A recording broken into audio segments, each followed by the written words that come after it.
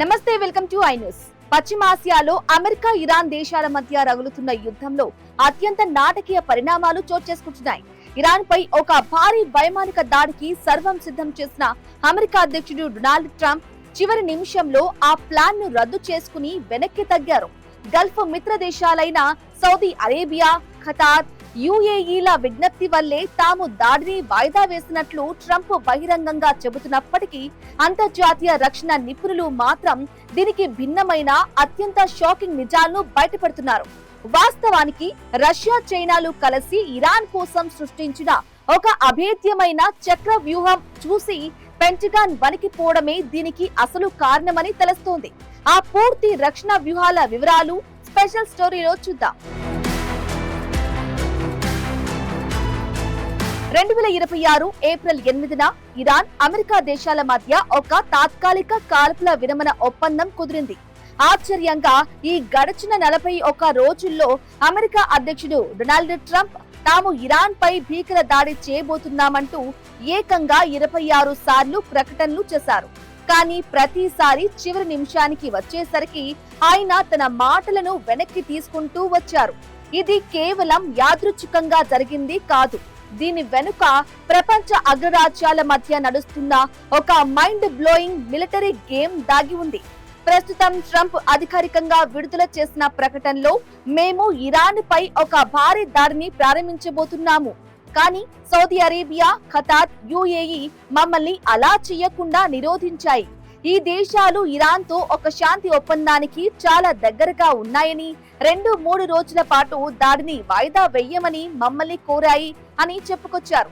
కానీ రక్షణ రంగ నివేదికల ప్రకారం ట్రంప్ చెబుతున్నది కేవలం సగం నిజం మాత్రమే.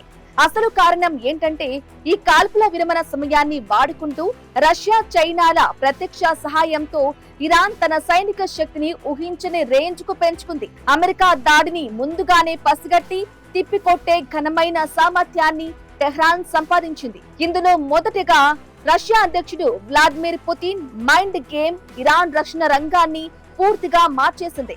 రష్యాకు చెందిన అత్యాధునిక గూఢాచార వ్యవస్థలు, అమెరికా సైన్యానికి సంబంధించిన అత్యంత రహస్యమైన నిఘా సమాచారాన్ని ఇరాన్ కు చేరవేశాయి.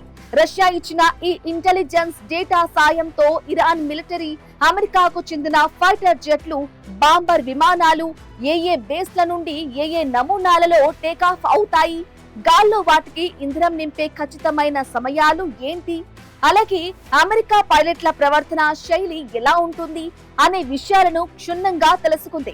వీటన్నిటికీ తోడు అమెరికా ఉపయోగించే ఎలక్ట్రానిక్ జామింగ్ పద్ధతులను ఎలా ఎదుర్కోవాలో కూడా ఇరాన్ పక్కాగా ప్లాన్ చేసుకుంది. దీని వల్ల అమెరికా ఎప్పుడు దాడికి వచ్చినా దాన్ని ముందే అంచనా వేసే శక్తి ఇరాన్ కు లభించింది. రష్యా నిఘా సమాచారం అందించక ఇటు చైనా రంగంలోకి దిగి ఇరాన్ వాయు రక్షణ వ్యవస్థను ఒక అభేద్యమైన గోడలా మార్చేసింది. చైనా అందించిన సరికొత్త టెక్నాలజీ సహాయంతో ఇరాన్ తన ఎయిర్ డిఫెన్స్ సిస్టమ్ ను పూర్తిగా ఆధునీకరించింది.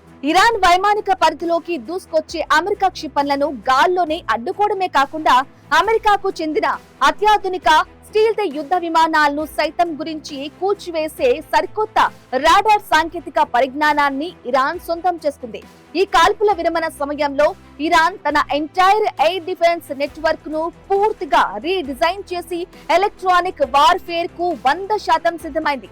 దాడికి సరిగ్గా కొన్ని నిమిషాల ముందు అమెరికా రక్షణ శాఖ ప్రధాన కార్యాలయం పెంటగాన్ నుండి వైట్ హౌస్ కు వచ్చిన ఒక అత్యంత కీలకమైన హెచ్చరికతోనే ట్రంప్ ఈ నిర్ణయాన్ని వాయిదా వేసుకున్నట్లు ఇరాన్ అధికారిక వార్తా సంస్థ తస్నీమ్ వెల్లడించింది. అమెరికా యుద్ధ విమానాలను కూల్చివేసే అంతర్గత సాంకేతికతను ఇరాన్ అభివృద్ధి చేసుకుందని, ఒకవేళ ఇప్పుడు గనుక దాడులకు దిగితే ఇరాన్ ఎదురు దాడిలో అనేక అమెరికన్ విమానాలు ధ్వంసమై భారీ సంఖ్యలో అమెరికా సైనికులు ప్రాణాలు కోల్పోతారని పెంటగన్ అధికారులు ట్రంప్ ను గట్టిగా హెచ్చరించారు.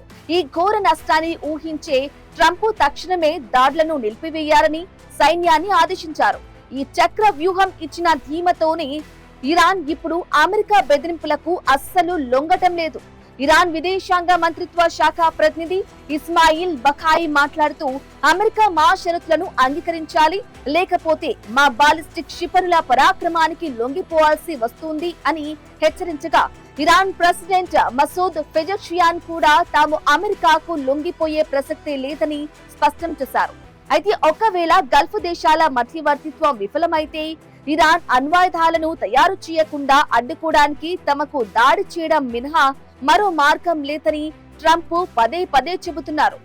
ఏదేమైనా రష్యా గూఢాచార వ్యవస్థ, చైనా ఎయిర్ డిఫెన్స్ టెక్నాలజీలు కలిసి ఇరాన్ చుట్టూ అలిన ఈ ఉమ్మడి రక్షణ కవచం ప్రస్తుతానికి అమెరికా ముట్టడి వ్యూహాన్ని విజయవంతంగా అడ్డుకుందనేది మాత్రం స్పష్టమవుతుంది.